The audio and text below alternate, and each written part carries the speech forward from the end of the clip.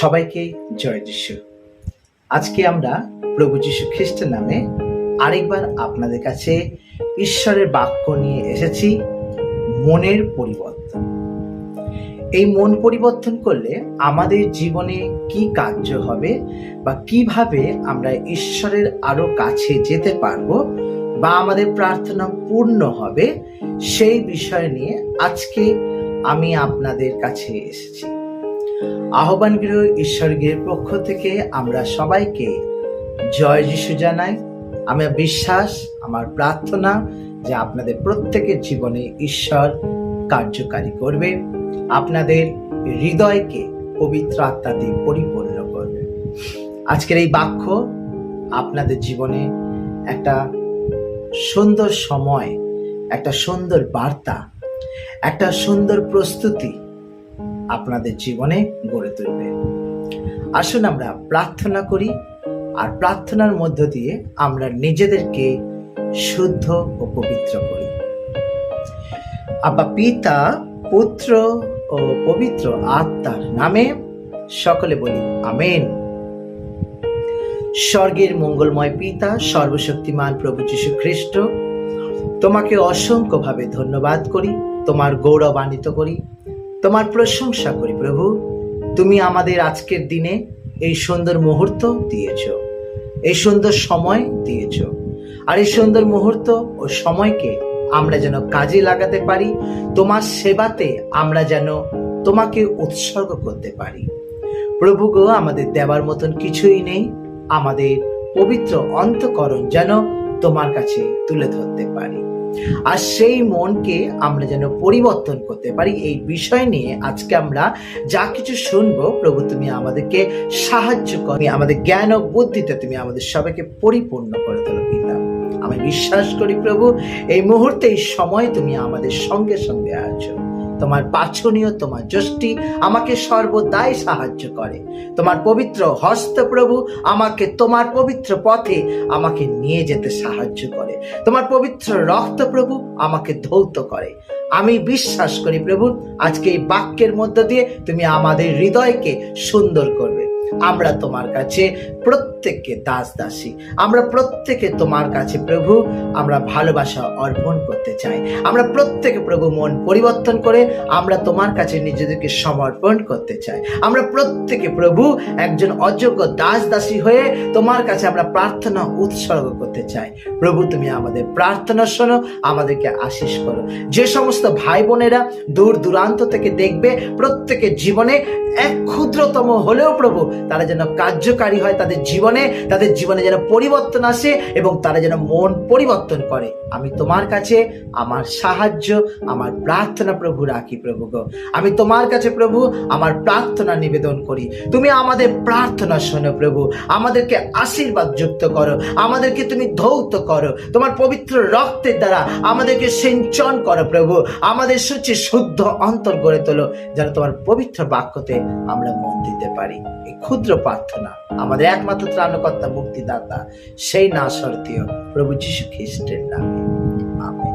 ক্রুশ চিহ্ন করি আমরা পিতা, পুত্র ও পবিত্র আত্মার নামে আমেন। সকলে বলি আমেন। সবাইকে জয় যিশু, হালেলুয়া, প্রেজ দ্য লর্ড। ঈশ্বর আমাদের জীবনে কার্যকারী করুক, আমাদের জীবনকে সুন্দর করুক। আমি প্রার্থনা রাখি যেন আমাদের প্রত্যেকের জীবনে ঈশ্বর কার্য করে। আমাদের হৃদয়, আমাদের মন, আমাদের আত্মা ক্রুশবিদ্ধ নাসরতীয় প্রভু যিশুর কাছে আমরা তুলে ধরি। আসুন আমরা একটি খুব পরিচিত এবং খুব জানা একটি গান আমরা প্রভুর কাছে তুলে ধরি। সেই প্রভু যিশু আমাদের সবাইকে তার আশীর্বাদ যুক্ত করুক। আমেন। হালেলুয়া। সব সপেছি তোমার পায়ে, আর কিছু মোর না। সব সপেছি তোমার পায়ে, আর কিছু মোর না। এবার শুধু অভয় পদে শরণ টুকু চাই, আর কিছু মোর না। সব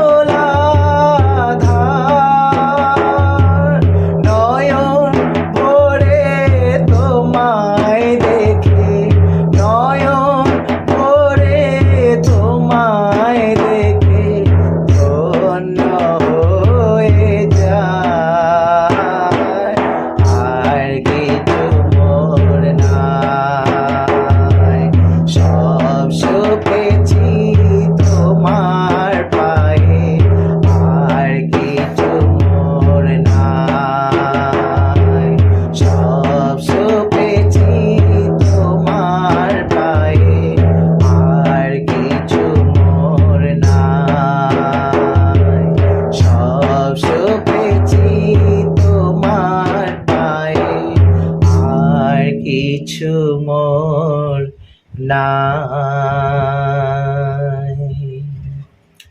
হালেলুয়া, প্রেজ দ্য লর্ড। প্রভুকে আমি অনেক অনেক ধন্যবাদ করি যে এই সুন্দর গান আজকে আমরা প্রভু যিশুর কাছে আমরা সমর্পণ করতে পেরেছি। অসংখ্য ভাই বোনরা যারা এই বাক্য শোনেন, আমার খুব আনন্দ লাগে যারা প্রভু যিশুতে তারা নেট খরচা করে, তারা তাদের পয়সা খরচা করে তারা আমাদের এই ভিডিওটি দেখে। অনেক মানুষ মনে করে যে সঞ্জয়দার ভিডিওটা অনেক লম্বা হয়, আমরা দেখব না কেন, তাদের সিরিয়াল দেখতে হবে, তাদের বিভিন্ন এন্টারটেনমেন্ট ভিডিওগুলো দেখতে হবে। আর তার জন্য তারা তাদের নেট বাঁচাবার জন্য তারা কি করে, অল্প ভিডিও দেখে ছেড়ে দেয়। আমরা যদি অল্প ভাত খাই আর বাকি ভাত রেখে উঠে যাই, কখনো আমাদের পেট ভরবে না। আমাদের জীবনে যতটুকুনি প্রয়োজন হয় আমরা ততটুকুনি আমরা আহার করে থাকি, আমরা গ্রহণ করে থাকি। প্রিয়জনেরা, আজকের আমি যে বাক্য নিয়ে আপনাদের কাছে এসেছি, বিশ্বাস করুন মিনিমাম 3 থেকে 4 ঘন্টার ভিডিও রয়েছে, কিন্তু আমি আপনাদের কাছে মাত্র 30 মিনিটের জন্য একটি ভিডিও নিয়ে এসেছি, যাতে এই 30 মিনিটের মধ্যে আমি এই বাক্য শেষ করতে পারি। অলরেডি আমাদের প্রার্থনা এবং গানেই 10 মিনিট নিয়ে নিয়েছে। আমি আপনাদের কাছে আর্জি রাখবো, আপনাদের কাছে প্রার্থনা করব যেন আপনারা এই ভিডিও দেখেন। হাত জোর করে বলছি, সকলের কাছে শেয়ার করুন। কিছু কিছু মানুষও রয়েছে যারা আমাদের এই বাক্য এখনো পায়নি, অনেকে সঞ্জয় ভাইকেই চেনে না, তো তাদের কাছে যেন ভিডিওটা পৌঁছিয়ে যায়। এখনো আমি প্রচুর মানুষের ভিডিও ফোন কল পাই যারা আমার ভিডিও দেখেইনি, তারা আমাদের চ্যানেল খুলতেই পারে না। অনেক মানুষ 2 বছর ধরে অপেক্ষা করছে, আমাকে নাকি ফোনেই পায় না। আমি তার জন্য আন্তরিকভাবে দুঃখিত, কিন্তু বিশ্বাস করুন এই মুহূর্তে যখন আমি ভিডিও রেকর্ড করছি, এই সময় আমার ফোন ফ্লাই মোড করা আছে, আর বাকি 24 ঘন্টা, বাকি 7টা সপ্তাহ, বাকি সারা মাস আমার ফোন খোলা থাকে। আমি একটা নাম্বার দিয়ে রেখেছি, এই নাম্বার সারা রাত, সারা দিন, সারা সময় খোলা থাকে। তবে ফোন করলে এমার্জেন্সি ভাবে আমি অবশ্যই আপনাদের উত্তর দেব। আর যদি মনে করেন না আমি অনেকক্ষণ কথা বলবো, রাতে 10টার পর আমার সঙ্গে কথা বলবেন, আমি সব সময় আপনাদেরকে সময় দেওয়ার চেষ্টা করব। আসুন আমরা আজকের বাক্য নিয়ে আসছি এবং সেই বাক্যের মধ্য দিয়ে আমাদের জীবনের কিছু অংশ আমরা আপনাদেরকে তুলে ধরব, যার দরুন আপনারা বিশ্বাস করতে পারবেন যে আমাদের জীবনে কেন প্রার্থনা পূর্ণ হয় না। আসুন বাইবেলের বাক্য আমরা শুনব এবং বাইবেলের বাক্যর মধ্য দিয়ে প্রভু যিশু আমাদেরকে কি বলছেন আর কি শেখাচ্ছেন সেটা আমরা জানব। তাই আমরা প্রথমত ঈশ্বরের কাছে প্রার্থনা নিবেদন করব যেন প্রভু যিশু আমাদের সবাইকে তার পবিত্র আশীর্বাদ দিয়ে পরিপূর্ণ করেন। ঈশ্বর আমাদের সবাইকে অনেক ভালোবাসেন, আমাকে আর আপনাকে অনেক ভালোবাসেন, কিন্তু বিশ্বাস করুন প্রভু যিশু আমাদেরকে যত ভালোবাসেন ততটুকুনি কিন্তু আমাদের হৃদয়কে তিনি জুড়িয়ে রাখেন। আমরা যদি মনে করি যে প্রভু যিশু আমাদের শুধু কষ্ট দেন, যন্ত্রণা দেন আর কোনো কার্যকারী হয় না, এটা আপনার আর আমার ভুল চিন্তা ভাবনা। আমি বহু মানুষের কাছে গেছি, বহু মানুষের চোখের জল দেখেছি, বহু পরিবারে আমি গেছি, আমি একটা শব্দ বারবার শুনি, দাদা ভাই আমি মণ্ডলী করি, আমি মণ্ডলীতে যাই, আমি বাইবেল পাঠ করি, আপনি 3টার সময় উঠতে বলেছেন, ভিডিওতে আমি শুনে, ভিডিওর কথা শুনে আমি রাত 3টের সময় পর্যন্ত উঠি, আমি 3 বেলা বাইবেল পড়ি, আমি মণ্ডলীতে যাই, আমি প্রার্থনা করি, তবে কেন দাদা ভাই আমার ছেলে পরিবর্তন হচ্ছে না?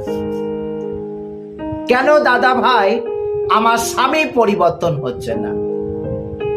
কেন দাদা ভাই আমার সংসারে পরিবর্তন আসছে না? কেন আমাদের জীবন এইরকম ভাবে জর্জরিত হয়ে আছে? আজকে 4 বছর হলো আমি প্রার্থনা করছি, আমি প্রার্থনায় উত্তর পাচ্ছি না। এর কারণ হচ্ছে মণ্ডলী যারা পরিচালনা করে, সব থেকে আগে আমি তাদেরকে বলবো ভুল হচ্ছে সেই ড্রাইভার যে বাস চালায়, ভুল করছে সেই ট্রেন চালক যিনি ট্রেন চালায়, ভুল করছেন সেই প্রচারক যে প্রচার চালায়। কেন? কিসের জন্য? কি কারণের জন্য আজকের আমাদের প্রার্থনা ঈশ্বর শোনে না? আমাদের পরিষ্কার করে জানতে হবে। আমি জানি সঞ্জয় দাদা ভাই এমন বলবে উল্কাটার মতন আমাদের পেছনে লাগবে, খেজুর কাটার মতন আমাদের পেছনে মারবে, এখানে গোতা মারবে, ওখানে গোতা মারবে, কাঁটা ফোটাবে। অবশ্যই আমি কাঁটা মারবো, আমি অবশ্যই কাঁটা দিয়ে কথা বলবো। এর কারণ হচ্ছে আমাকে কাঁটা দিয়ে কাঁটা তুলতে হবে। লোহা লোহাকে যেমন কাটে, আগে আমি বলবো যে মানুষগুলো আজকে মণ্ডলী করছে, যে মানুষগুলো আজকে প্রার্থনা সভাতে যাচ্ছে, সেই মণ্ডলীর প্রচারকরা সত্যি কি অন্ধকার জগতে আছে? ইয়েস আর নো, হ্যাঁ কি না? আমার আপনার উত্তর অনেকের জানা নেই, কিন্তু আমাকে ব্যক্তিগতভাবে যদি বলতে চান, আমি ব্যক্তিগতভাবে আপনাকে এই কথা বলতে পারি, ইয়েস, আজকের মণ্ডলীর লোকেরা ভুল পথে আছে। কিভাবে তারা ভুল পথে আছে? কিভাবে তারা ভুল করছে? তুমি ভাই খ্রিস্টান হও, তুমি ভাই বাপ্তিস্ম নাও, তুমি মণ্ডলীতে আসো, প্রভুর অসীম ক্ষমতা তুমি দেখতে পারবে। আসো, মণ্ডলীতে আসো, প্রার্থনা করো, বাপ্তিস্ম নাও। বাপ্তিস্ম না নিলে তুমি নতুন জীবন পাবে না। তুমি মণ্ডলীতে আসো, দশমাংশ দাও। ইয়েস, এখানে সব থেকে বড় ভুল। আমরা যদি নিজেদের ভুল বুঝতে না পারি, তাহলে কি রূপে আমরা সেই মণ্ডলীতে বাপ্তিস্ম নিচ্ছি? কিছু মানুষ এখনো পর্যন্ত ভিড়ের অপেক্ষা করে, নাকি প্রচুর ভিড় হয়। ওই মণ্ডলীতে প্রচুর ভিড় হচ্ছে, আমাকে একজন বলেছে ওই মণ্ডলীতে যা গা গলাতে পারবে না, এত লোক হচ্ছে। আমার ভাষা নেই সত্যি কথা বলতে। আমি একদম ন্যাচারালি কথা বলি, একদম সিম্পল কথা বলতে ভালোবাসি। যে লোকে আশ্চর্য কাজ দেখার জন্য সেখানে ভিড় করছে, সেখানে মানুষ অলৌকিকভাবে সুস্থ হবে বলে ভিড় করছে। যিশু শিষ্যদেরকে বলেছিল, এই যে আমার চারিদিকে এত লোক কিসের জন্য জানো? শিষ্যরা বলেছিল, প্রভু আপনার আশ্চর্য কাজ দেখে তারা ভিড় করছে। কিন্তু যিশু বলেছিল, না, তারা খেতে পেরেছে ভালোভাবে, বিনামূল্যে। সেই 5,000 মানুষকে তিনি খাইয়েছিলেন। আমাদের চিন্তা করতে হবে, আমাদেরকে বিশ্বাস করতে হবে, আমাদেরকে পরিবর্তন হতে হবে। Hallelujah, praise the lord. আমরা যদি নিজেদের বিবেক বিবেচনাকে যদি হারিয়ে ফেলি, বিক্রি করে দিই ওই ভিড়ের মাঝখানে, ওই পাস্টারের কাছে, ওই ফাদারের কাছে, যদি আমরা নিজেদের বিবেককে আমরা যদি বিক্রি করে দিই, আসো আমার গির্জায়, আসো, আসো আমার চার্চে, আসো, আমি বাপ্তিস্ম দেব তোমাকে। কি দেব? বাপ্তিস্ম দেব। আর এই লোভে হাজার হাজার মানুষ দীক্ষা নিতে চলে যাচ্ছে, কিন্তু মনের কোনো পরিবর্তন ঘটছে না। জোয়েল তার 2:13 কি বলছে আমরা একবার শুনবো। আর আপন আপন বস্ত্র না ছিঁড়িয়া অন্তঃকরণ চির। আমরা অনেক সময় বিলাপ করি, আমরা অনেক সময় উপবাস করি, নিজের বস্ত্র নিজে ছিঁড়ে দিই, অনেক জায়গায় আছে। তখনকার দিনে সবাই বস্ত্র ছিঁড়ে, নিজের গায়ের কাপড় জামা ছিঁড়ে ছাই ভস্মতে বসে তারা নিজেদেরকে পরিবর্তন করার চেষ্টা করত। যিশুর আমলের অনেক আগে, যিশুর জন্মের অনেক আগে তারা বিলাপ করত তাদের বস্ত্র ছিঁড়ে। তাই বলছে যে আর আপন আপন বস্ত্র না ছিঁড়িয়া অন্তঃকরণ চিরো। আমাদের অন্তরের আত্মা যেখানে ঢুকে বসে আছে, আমার আপনার অন্তর যেখানে ময়লা কালিমার বস্ত্র পরিধান করে আছে খ্রিস্টতে, প্রিয় ভাই বোনেরা, সেটাকে প্রভু যিশু ছিঁড়ে দিতে বলছে। গায়ের এই চামড়া ছিঁড়লে, গায়ের এই কাপড় ছিঁড়লে আমার আপনার জীবনে কোনোদিন পরিবর্তন আসবে না। তিনি কি বলছেন? এবং আপনাদের ঈশ্বর সদাপ্রভুর কাছে ফিরাইয়া আইসো, কেননা তিনি কৃপাময়, স্নেহশীল, ক্রোধে ধীর, দয়াতে মহান এবং অমঙ্গলের বিষয়ে অনুশোচনা করেন। তিনি ক্রোধে ধীর এবং দয়াতে মহান।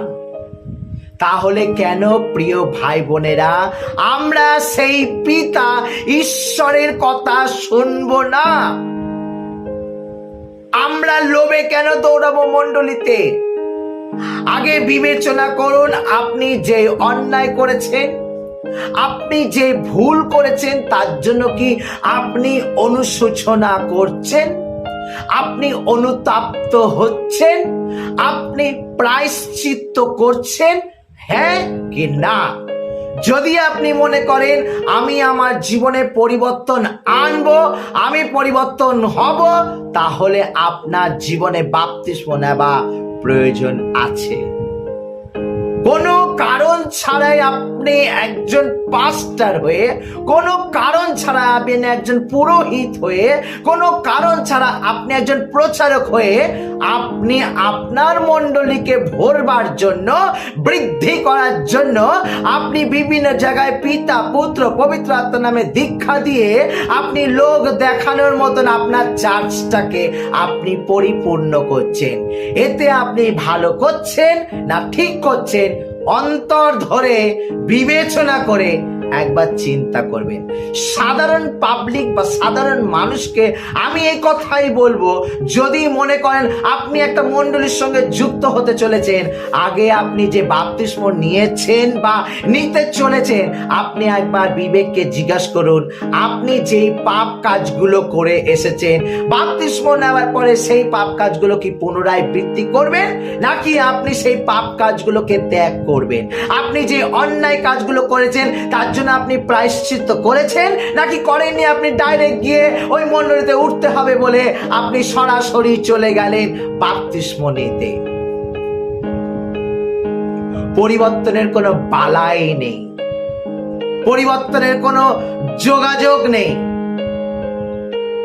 আমার মাকে, আমার বাবাকে আজকে সেই খ্রিস্ট মণ্ডলীতে ওঠাতে হবে, এটা আমার খুব দরকার একটা নিয়ম, না হলে তাকে আমি কবর দিতে পারবো না। আপনি কোনো কারণে আপনি বাবা মাকে চিরতরে বাপ্তিস্ম দিলেন, উঠে গেল নাম। আপনাকে মণ্ডলীতে উঠতে হবে, আপনাকে বাপ্তিস্ম নিতে হবে, না হলে আপনার বিবাহ হচ্ছে না। আপনি বিভিন্ন কারণে ফুসলি হোক, কথা দিয়ে হোক, অর্থ দিয়ে হোক, সেই প্রচারক, পাস্টার, ফাদারের কাছে অর্থ জমা দিয়ে আপনি বাপ্তিস্ম নিয়ে নিলেন। আপনি অন্যায় করলেন যে তাকে আপনি প্রেসার ক্রিয়েট করলেন, আপনি অর্থ দিলেন আর তার পকেটটা আপনি ভরলেন, আপনি বাপ্তিস্ম নিয়ে নিলেন। সমাজের চোখে আপনি কমিউনিয়ন নিচ্ছেন, সমাজের চোখে আপনি চার্চে উঠেছেন, কিন্তু প্রভুর চোখে কি আপনি চার্চে উঠেছেন? আদৌ কি আপনার বাপ্তিস্মের পরে আপনার সেই নিম্নতর ব্যবহারগুলো কি পরিবর্তন হয়েছে? Yes and no? আপনার জীবনে হয়নি, এটা আমি দৃঢ়রূপে বলবো। কারণ এখন 2024-এ সবাই সবাই লোভে লোভান্তরিত হয়ে সবাই আজকের এই মণ্ডলীতে উঠছে। যে কোনো মণ্ডলী হতে পারে, আমি প্রত্যেকটা মণ্ডলীকে বলছি। গলা চিল্লে চিল্লে ফাটিয়ে ফাটিয়ে কথাগুলো বলছি, ইউটিউব চ্যানেলে শুনছেন। চিন্তা করেছেন আপনি যে মিথ্যা কথাগুলো বলেন, আপনার বাপ্তিস্মের পর আপনি সেই মিথ্যা কথাগুলো চেঞ্জ করেছেন? আপনার মনে পরিবর্তন এসছে? কোন পরিবর্তন এসছে বাপ্তিস্মের পর? আপনি কি বুঝতে পেরেছেন? হ্যাঁ কি না? আমার মনে হয় না। আপনি যেই স্বভাব ছিল সেই স্বভাব আপনার মধ্যে রয়ে গেছে। হিংসা মন, চার্চে যাচ্ছেন। চুরি করার মন, চার্চে যাচ্ছেন। ব্যভিচারিত মন, চার্চে যাচ্ছেন। পরকে নিয়ে আলোচনা করে পর্যালোচনার সঙ্গে যুক্ত হয়ে চার্চে যাচ্ছেন। আমরা আপনাকে যখন শিক্ষা দিচ্ছি, শুনছেন, এখান থেকে বের করে দিচ্ছেন, চার্চে যাচ্ছেন। কত পাস্টাররা, প্রচারকরা, ফাদাররা, তারা অনেক মানুষ সঠিক শিক্ষা দিচ্ছেন, সেই শিক্ষা আপনারা শুনেও হেসে চার্চে চলে যাচ্ছেন। ন্যূনতম আপনাদের জীবনে পরিবর্তন আসবে, প্রভু যিশু বলছে এই বাপ্তিস্মের কোনো মূল্য নেই। এই বাপ্তিস্মের কোনো মূল্য নেই যতক্ষণ পর্যন্ত আপনার জীবনে না পরিবর্তন আসছে। মন ফেরাও, মন ফেরাও আর নিজেকে পরিবর্তন করো। মন ফেরাও আর নিজেকে পরিবর্তন করো। সেই বাপ্তিস্ম যোহন, তিনি সেই নদীর মধ্যে দাঁড়িয়ে তিনি উচ্চ স্বরে চিৎকার করছেন। আর তিনি যোহন 3 অধ্যায় 1 থেকে 2 পদে তিনি বলছেন, সেই সময় যোহন বাপ্তাইশিত উপস্থিত হইয়া জিহুদিয়ার প্রান্তরে প্রচার করিতে লাগিলেন। তিনি বললেন, মন ফেরাও, কেননা স্বর্গরাজ্য সন্নিকট। তিনি কি বলছেন? মন ফেরাও, কারণ স্বর্গরাজ্য সন্নিকট। ঈশ্বর বলছে তোমরা মন ফেরাও, কারণ তিনি আমাদেরকে ভালোবাসেন। তিনি ক্রোধে ধীর এবং দয়াতে মহান। ঈশ্বরের গল্প কি বলছে? মন ফেরাও। তার ক্রোধ তোমার মধ্যে আসবে না, তোমাকে কোনো শাস্তি দেবে না, তোমাকে ভালোবাসবে, কারণ তিনি দয়াতে মহান। তোমার দয়া, তোমার দয়া, তোমার দয়া জীবন হইতে উত্তম। যিশুর দয়া, তিনি দয়াতে মহান। তিনি ক্রোধে ধীর আর দয়াতে মহান। এত সুন্দর কথা আমাদের হৃদয়, আমাদের মন প্রাণ জুড়িয়ে দেয় পুরোপুরি সুন্দর বাক্য। তবে কেন আমরা পরিবর্তন হই না? সারাদিন বাইবেল পড়ছি, সারাদিন রোজরি মালা করছি, সারাদিন 3 বেলায় গির্জায় যাচ্ছি, মনের মধ্যে কোনো পরিবর্তন নেই।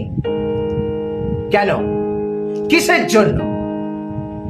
কারণ আমরা নিজেদের পাল্টাই না।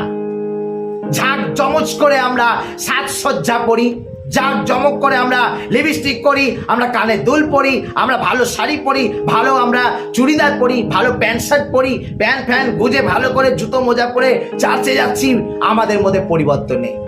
4 তলা 5 তলা বিল্ডিং বানাচ্ছি, মনে পরিবর্তন নেই।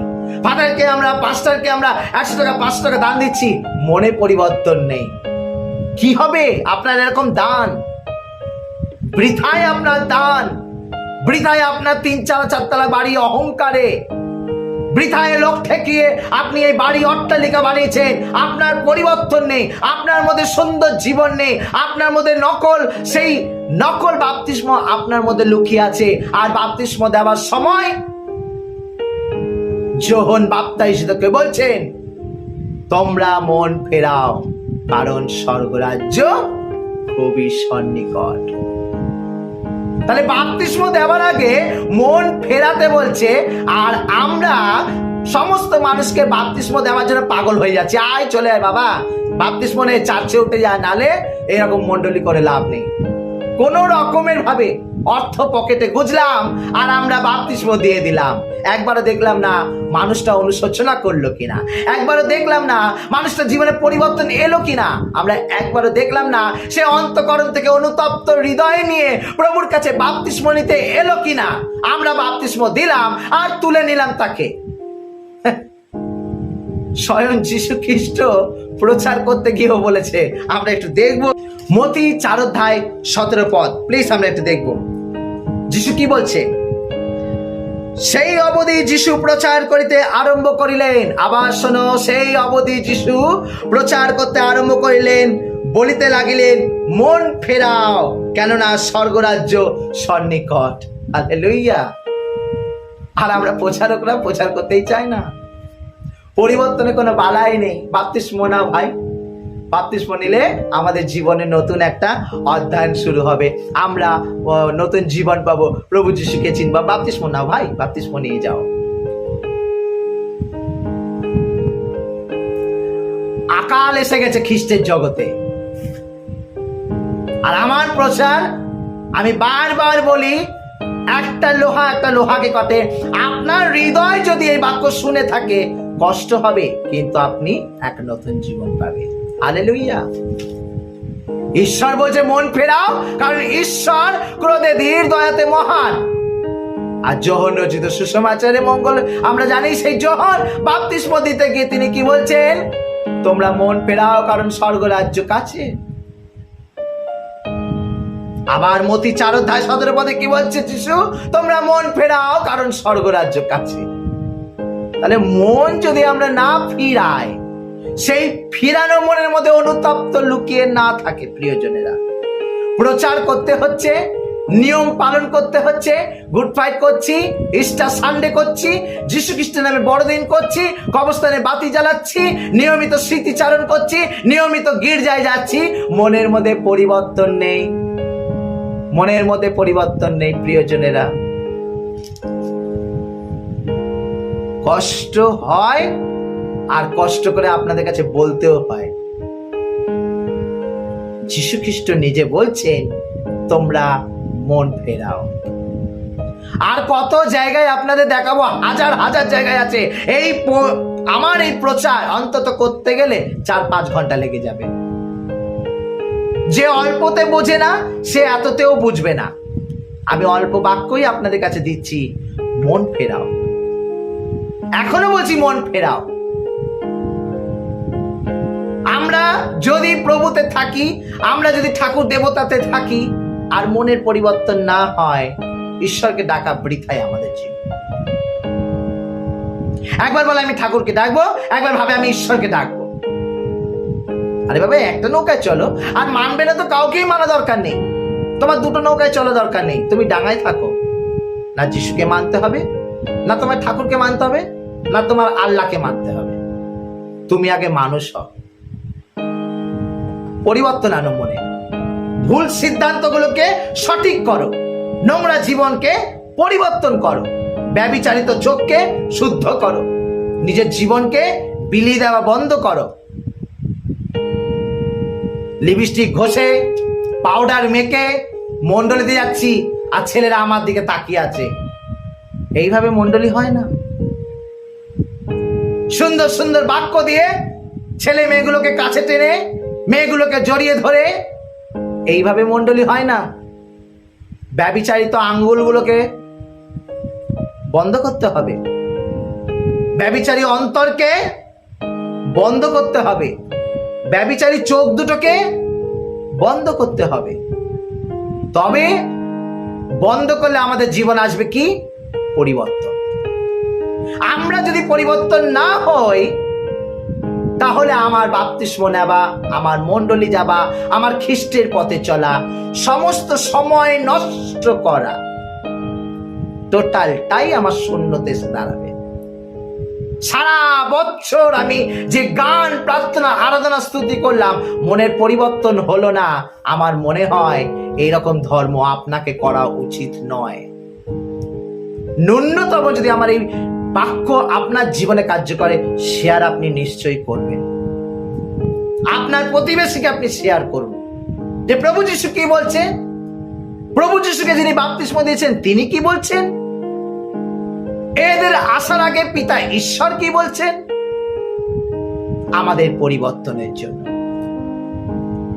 যাতে আমরা পরিবর্তন হই, আমাদের জীবনে কার্যকারী হয়।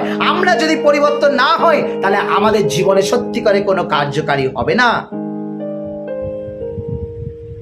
লূক রচিত সুসমাচার যদি আমরা দেখি, লূক রচিত সুসমাচার আমরা দেখি 5 অধ্যায় 32 পদ। প্রিয়জনেরা, লূক রচিত সুসমাচার তার 5 অধ্যায় 32 পদে কি বলছে? আমি ধার্মিক দিগকে নয়, আমি ধার্মিকদের জন্য নয়, কিন্তু পাপী দিগকে ডাকিতে আসিয়াছি, যেন তারা মন ফেরায়। ফরিসীদের যিশু বলছে, যিশু পাপী তাপী মানুষদের সঙ্গে খাওয়া দাওয়া করছে, যিশু চোর ডাকাতদের সঙ্গে খাওয়া দাওয়া করছে, যিশু দেহ ব্যবসায়ী মেয়েদের সঙ্গে খাওয়া দাওয়া করছে। আর সাদা পোশাক পরা পুরোহিতরা হাতের পর হাত গুটিয়ে রেখে কি বলছে? হে গুরুদেব, আপনি তো একজন শিক্ষক, আপনি তো একজন মহান ব্যক্তি, আপনি তো একজন ধর্মগুরু, তাহলে আপনি পাপীদের সঙ্গে বসে খাচ্ছেন কেন? যিশু বলছে আমি ধার্মিকদের জন্য নয়, আমি পাপীদের জন্য। এর মানে এই নয় আমি প্রত্যেক মুহূর্ত আমি পাপ করব, আমি পাপের ক্ষমা রাতের বেলায় চাইবো, প্রভু তুমি আমাকে ক্ষমা করো, সারাদিন আমি যা পাপ করেছি ক্ষমা করো, আজকে আমি চুরি করেছি, মিথ্যা কথা বলেছি, আমাকে ক্ষমা করো। পরের দিন আবার উঠলাম, আবার সকাল দিয়ে আমি চুরি করলাম, পর্যালোচনা করলাম, মিথ্যা কথা বললাম, গালিগালাজ করলাম, আবার রাতে গিয়ে ক্ষমা চাইছি, কারণ প্রভু তো বলেছে আমি পাপীদের জন্য এসেছি। তা আমি পাপ করছি, যিশু আমার জীবনে বারবার পাপ ক্ষমা করবে। এটা আমার চিন্তা আর আপনার চিন্তা, এই ধারণা নিয়ে আমরা সবাই চলছি। আপনি প্রার্থনা করছেন, প্রভু তুমি তো বলেছো আমি পাপীদের জন্য এসেছি, আমি পাপী, আমার পাপ ক্ষমা করো। আরে পাপ যদি আমরা করে থাকি, সেই পাপটা আজকে থেকে ত্যাগ করতে হবে, পরিবর্তন হতে হবে আমাদের জীবনে।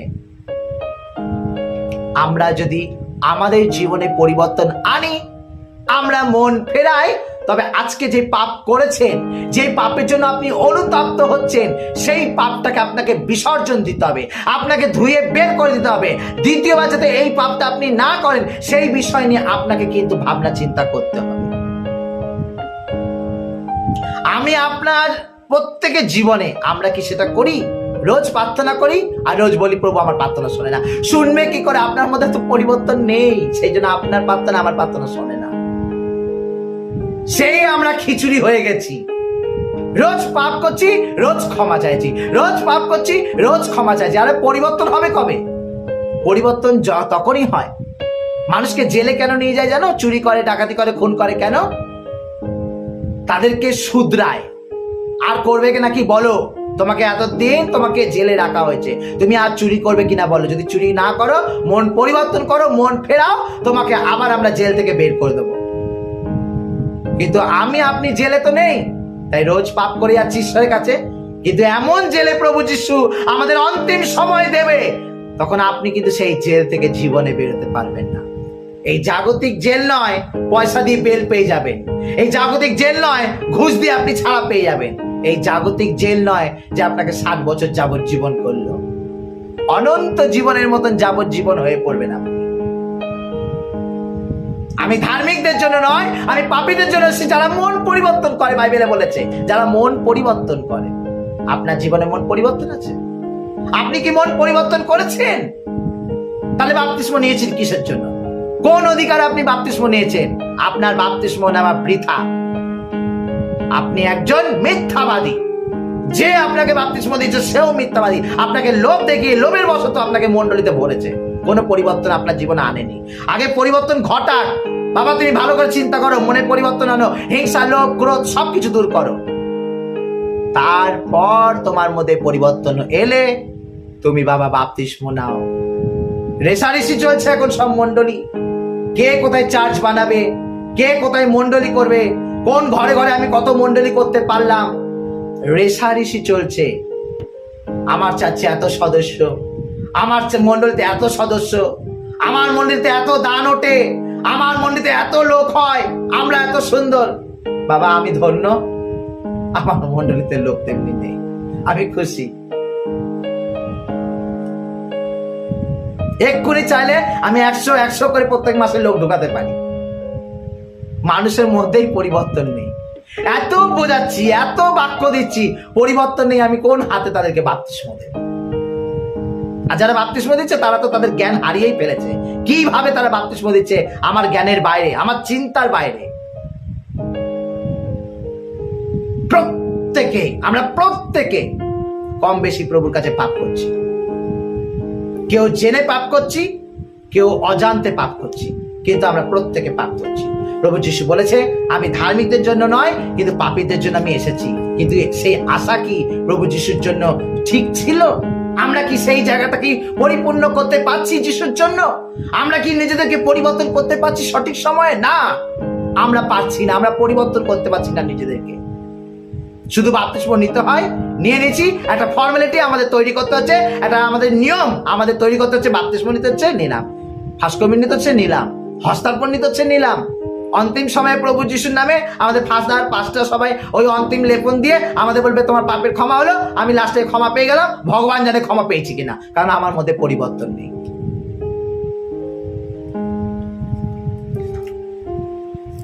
প্রিয়জনেরা, আমরা যদি মনে করি যে আমরা আমাদের জীবনে পরিবর্তন আনবো না, তাহলে ঈশ্বরও কিন্তু নেমে আসলে আমাদের জীবনে পরিবর্তন আনতে পারবে না। কারণ আমাদের জীবনে সত্যিই পরিবর্তনের দরকার।